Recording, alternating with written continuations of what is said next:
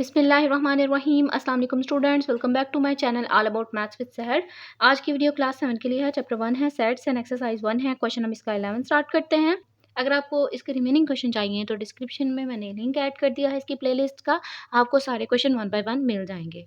तो अब question 11 start करते हैं। Find the universal set if A is equal 1 3 5 7 9 and A complement 4 5 6 7 12।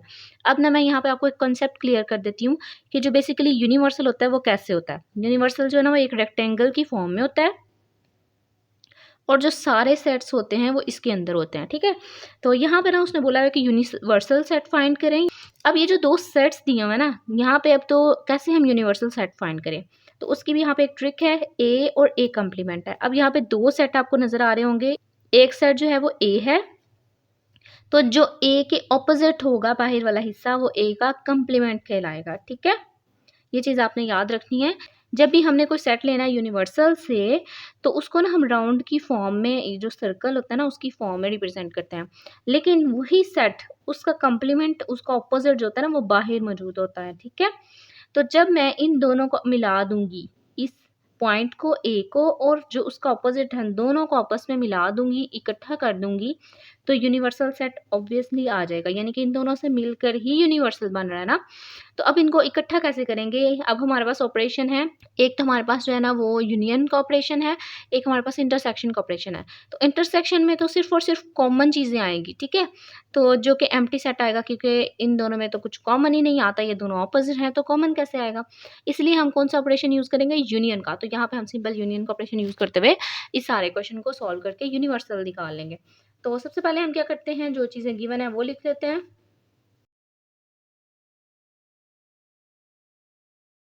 अब ये दोनों हमारे पास आ गए हैं, तो हमने सिंपल इन दोनों के दरमियान जो यूनियन का ऑपरेशन है वो अप्लाई करते हुए यूनिवर्सल निकाल लेना है। In this situation we can get universal by operating union between two sets जो कि गिवन है, ए यूनियन ए कंप्लीमेंट। ठीक है, तो यहाँ पे मैं सारी ये यूनिवर्सल के सेट को ना मैं थोड़ा सा दूसरे तरीके से रिप्रेजेंट कर रही हूँ, ताकि जो यूनियन और यूनिवर्सल है इन दोनों में फ़र्क महसूस हो। ए हमारे पास क्या है, ए की वैल्यू पहले लिखते हैं। अब देखें यहाँ पे अब कुछ बच्चे गड़बड़ करते हैं लिखने में। वो क्या करते हैं, ए लिख के कोमा लिख के फिर उसका सेट लिखते हैं, जो कि गलत है। ए ऊपर आपको नजर आ रहा है तो आपने सिंपल ए की वैल्यू को नीचे लिख देना है जो भी सेट में मौजूद होगा। सेंटर में जो भी ऑपरेशन है, ऑपरेटर है, वो लगा देना है। उसके बाद ए कंप्लीमेंट है, तो ए कंप्लीमेंट का सेट था 4 5 7 एंड 12। अब यूनियन में हम क्या करते हैं, अरेंज करते हैं, तो अरेंज कर लेते हैं। अब अरेंज में क्या होता है, जो चीज़ें सेम आ रही हैं, जो दो दफ़ा आ रही हैं यानी कि दोनों में आ रही है, उनको हम एक दफ़ा करके अरेंज करके लिख देते हैं। तो सबसे पहले 1, 1 के बाद देखिए 2 आता है, तो 2 फर्स्ट में है, नहीं है, सेकंड में भी नहीं है। 3 देख लेते हैं, 3 है फर्स्ट में, तो हम 3 भी लिख देते हैं। 4 सेकंड में है, 5 दोनों में मौजूद है लेकिन हम लिखेंगे एक दफ़ा। 6 भी नहीं है, उसको स्किप कर देंगे। 7 दोनों में है तो एक दफ़ा लिखेंगे। 9 फर्स्ट में है, 10 दोनों में नहीं है, 11 दोनों में नहीं है, 12 है तो 12 लिख देंगे। अब 12 के बाद यहाँ पे कोई भी वैल्यू आगे मौजूद नहीं है दोनों साइड्स में, यानी कि 12 से बड़ी, तो हम यहाँ तक स्टॉप कर देंगे। तो ये हमारे पास जो है ना यूनिवर्सल सेट आ गया। अच्छा जी, जो हमारे पास 12 क्वेश्चन है उसको देख लेते हैं। तो यहाँ पे लिखा हुआ है लेट यूनिवर्सल सेट 1 2 3 4 5 6 7, ए है 5 6 7, बी है 1 3 5, यानी कि दोनों सेट इसी में से मिले हुए हैं ना। और अगर हम इनका यूनियन लेना तो फिर से ये हमारे पास ये चीज़ें आ जाती हैं। Show that A union B और उसका होल का कंप्लीमेंट इक्वल, ए का कंप्लीमेंट इंटरसेक्शन बी का कंप्लीमेंट। ठीक है, ये जो था ना ये भी कंप्लीमेंट था, यानी कि उसके रिवर्स था, उसके ऑपोजिट था जो भी सेट गिवन था। तो यहाँ पे अब दो चीज़ें हैं, इनको प्रूव करना है। तो सबसे पहले हम लेफ्ट हैंड साइड ले लेते हैं। अब हमें पता है कि सबसे पहले हम ब्रैकेट को सॉल्व करते हैं। तो ब्रैकेट के अंदर क्या है, ए यूनियन बी। तो मैं ना यहाँ पे ब्रैकेट को ले लेती हूँ, ये कंप्लीमेंट नहीं मैं अभी ले रही। ठीक है, तो इसको मैं एज इट इज रहने दे रही हूँ। पहले ब्रैकेट को सॉल्व करेंगे फिर बाद में कंप्लीमेंट को। तो यहाँ पे सबसे पहले ए आपको नजर आ रहा है, तो ए में क्या है 5 6 एंड 7। सेंटर में क्या है यूनियन, फिर बी क्या है 1 3 एंड 5। तो जब हम इनका यूनियन ले लेंगे तो यूनियन में हम अरेंज करके लिखते हैं ना। तो सबसे पहले देखेंगे छोटी वैल्यू क्या है 1 है, तो 1 लिखेंगे। 1 के बाद 2 यहाँ पे दोनों में मौजूद नहीं है, फिर 3 लिखेंगे, 4 भी दोनों में नहीं है, 5 लिखेंगे, 5 वैसे दोनों में है लेकिन लिखेंगे एक दफ़ा, जब हम अरेंज करके लिखते हैं तो एक दफ़ा लिखते हैं। 6 है, यस, और फिर उसके बाद 7 है। तो यहाँ तक हमारा जो है वो जो अंदर ब्रैकेट का काम था वो सॉल्व हो गया। अब हम कम्प्लीमेंट पे आते हैं, ठीक है। तो ए यूनियन बी, उसका होल का कम्प्लीमेंट हम कैसे फाइंड करते हैं? जब भी हमने किसी भी चीज़ का कम्प्लीमेंट फाइंड करना होता है तो उस वैल्यू को, उस नीचे वाली वैल्यू को माइनस कर देते हैं जो भी यूनिवर्सल गिवन होता है, ठीक है। ये आपने हमेशा फॉर्मूला याद रखना है कि जब भी ऐसी वैल्यू आ जाती है कि कम्प्लीमेंट किसी भी वैल्यू का फाइंड करना हो तो उस वैल्यू यानी कि जिसका कम्प्लीमेंट फाइंड करना होता है उसको माइनस कर देते हैं यूनिवर्सल में से। सेम देखें, यही चीज़ आ गई है ना। अगर मैं एक का कम्प्लीमेंट फाइंड करना चाह रही हूँ तो मैं यूनिवर्सल में से इतने हिस्से को, ये ब्लॉक को, ये सर्कल को माइनस कर दूंगी तो बाकी ये हमारे पास एक कम्प्लीमेंट आ जाएगा, ठीक है। इसी तरीके से हम ए यूनियन बी का कम्प्लीमेंट फाइंड करना चाह रहे हैं तो सबसे पहले आपको यहाँ पे यूनिवर्सल नज़र आ रहा है तो यूनिवर्सल सेट लिख देते हैं 1 2 3 4 5 6 एंड 7। यूनिवर्सल सेट लिखा, सेंटर में माइनस है तो माइनस ही लगाएंगे, कोई कोमा वगैरह लगाने की आपको ज़रूरत नहीं है।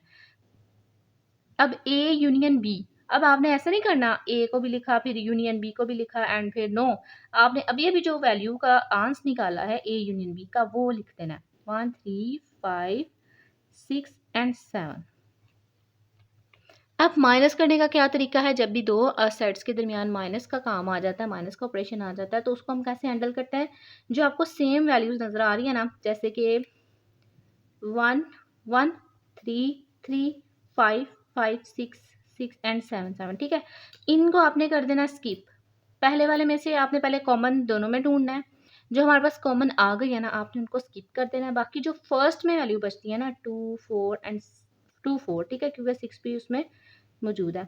तो 2 और 4 ऐसी वैल्यूज हैं जो क्या है, ए यूनियन बी का कंप्लीमेंट है।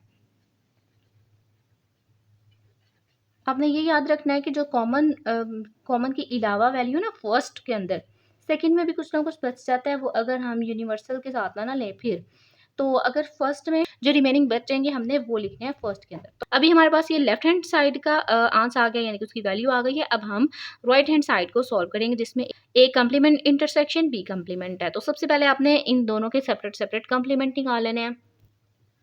तो सबसे पहले हम यहाँ पे क्या करते हैं, ए का कम्प्लीमेंट वो फाइंड कर लेते हैं और बी का कम्प्लीमेंट।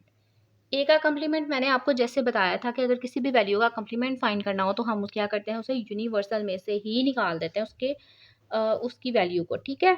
यानी कि यूनिवर्सल माइनस ए का कम्प्लीमेंट निकालना है तो ए लिखेंगे, तो उसके नीचे वाले पार्ट को माइनस कर देना, ठीक है।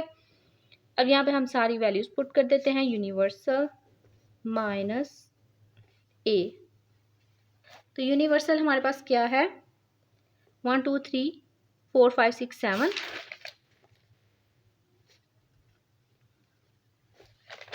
और ए हमारे पास क्या है 5 6 7।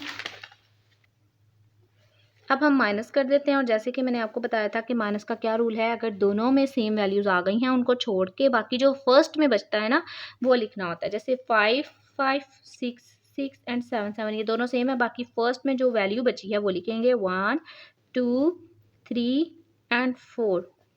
अभी हमने ए का कम्प्लीमेंट फाइंड किया, अब हम बी का कम्प्लीमेंट फाइंड कर लेते हैं ताकि हम लास्ट पे ना इनका जो है ना वो इंटरसेक्शन फाइंड कर सकें।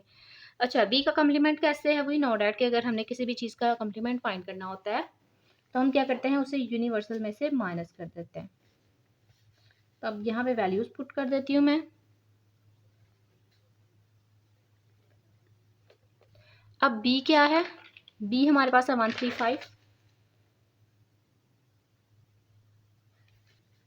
अब सेम देखते हैं 1 3 एंड 5, बाकी जो फर्स्ट में बचेगा हम वो लिखेंगे 2 4 6 एंड 7। तो ये मैंने सारी वैल्यूज लिख ली जो फर्स्ट में बच रही थी। अब हमने करना है इनका इंटरसेक्शन, ठीक है। तो A complement intersection B complement. तो यहाँ पे सबसे पहले मैं ए का कम्प्लीमेंट उसकी वैल्यू लिखूंगी 1 2 3 4 इंटरसेक्शन बी का कम्प्लीमेंट 2 4 6 एंड 7। अब इंटरसेक्शन ले लेते हैं, वही नो डैट की इंटरसेक्शन में हम कॉमन वैल्यूज लेते हैं ना, तो दोनों में जो सेम चीज़ें होंगी ना हम वो लिखेंगे। जैसे 2 और 2 सेम है, 4 और 4 सेम है, बाकी कुछ भी सेम नहीं है, तो 2 और 4 को आपने एज इट इज़ लिख देना है। अब आपने ना राइट हैंड साइड का आंसर जो स्टोर किया हुआ था वो क्या था, 2 एंड 4, ठीक है। एक ये और एक हमारे पास लेफ्ट हैंड साइड का, ये लेफ्ट हैंड साइड का है, ये राइट हैंड साइड का है, दोनों इक्वल आ रहे हैं, तो hence proved left hand side is equal right hand side